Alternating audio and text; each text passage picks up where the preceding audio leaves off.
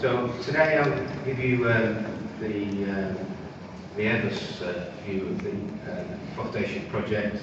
But first I'll start with a little bit of background about Airbus for those who aren't aware. Airbus is one of the two leading aircraft manufacturers. Compete with Boeing in America, and traditionally over the years trade 50–52% of the sort of global market for aircraft over 100 seats. Okay. We have similar product lines, but where Airbus stands out really is with the double-deck A380, which is currently the largest aircraft flying with a certified capacity of up to 850 seats. Typically airlines operate them at around 450 to 500 seats. Okay. I think this slide is slightly out of date because I think we're significantly over the 9,000 orders now. And that was particularly because of a new product that was introduced a couple of years ago called the single-aisle NEO, new engine option, which became the fastest selling fastest selling aircraft ever, with over 1,500 orders in the first 12 months.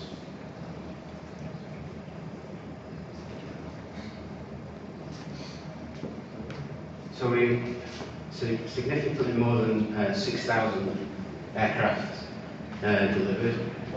We've got 52,000 employees around the world. So as a company ourselves, we're a global organisation.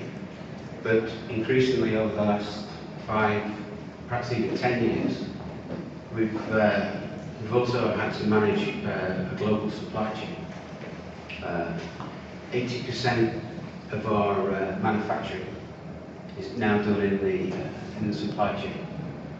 Airbus is moving more and more towards being an aircraft architect and an integrator. So increasingly we're placing packages of work for major fuselage sections, for example, with tier 1 suppliers. And typically they will also be risk-sharing partners, and then they will invest in the aircraft program and take a slice of the profit. So the supply chain, the integration of the supply chain in the Airbus operations is becoming more and more integral to the way of working and increasingly important in how we operate. And that's part of the reason we're interested in some of the FoFdation deliverables.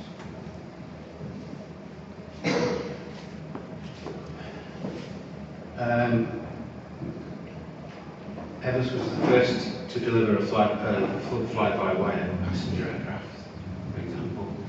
So we're committed to technological leadership, investing in research and new technology. Our R&D program is almost the size of an aircraft program itself. It's a significant activity, and we've been involved in some research programs, European research programs, over the last few years. What we wanted to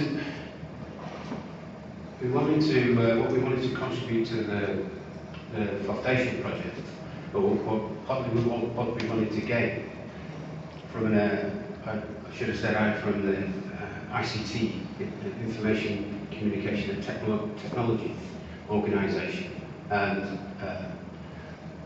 what we wanted to gain from participation and being the coordinator for the FoFdation project was getting more experience in being involved in European projects from an ICT perspective, rather than aircraft design or design perspective. We also wanted the output of the FoFdation project to be relevant to industry, applicable to the SME organisations. We have internally we have a very complex PLM environment. You've seen some pictures earlier describing the PLM. We have a very, very complex environment, and there's no way that we can insist that our supply chain meets those kind of requirements and implements a similar manufacturing control and ways of working that we developed over many years. So we wanted the output to be relevant to the way we work with our supply chain, but also to deliver results that our small, medium suppliers could pick up and use.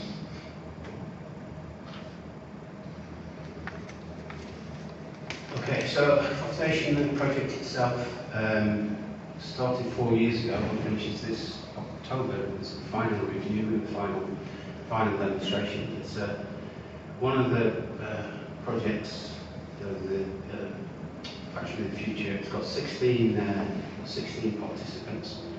And as I said, one of the reasons for our participation from an ICT organisation is we know the Factory of the Future is coming. We're working with our counterparts in manufacturing, in the plants, and we see their ambitions for implementation of wireless technologies and things like that. So we have to be able to understand what's the ICT architecture that's required to support the Factory of the Future.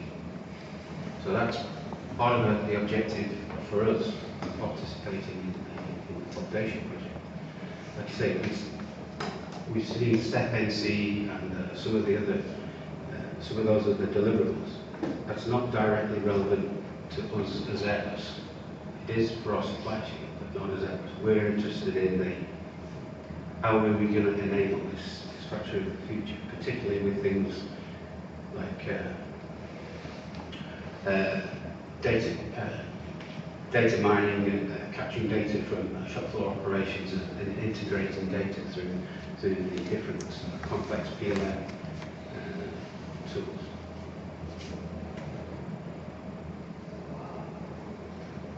So we have the Factory of the Future challenge, the future wireless connected factory, the Internet of Things, all machines and devices connecting and providing data.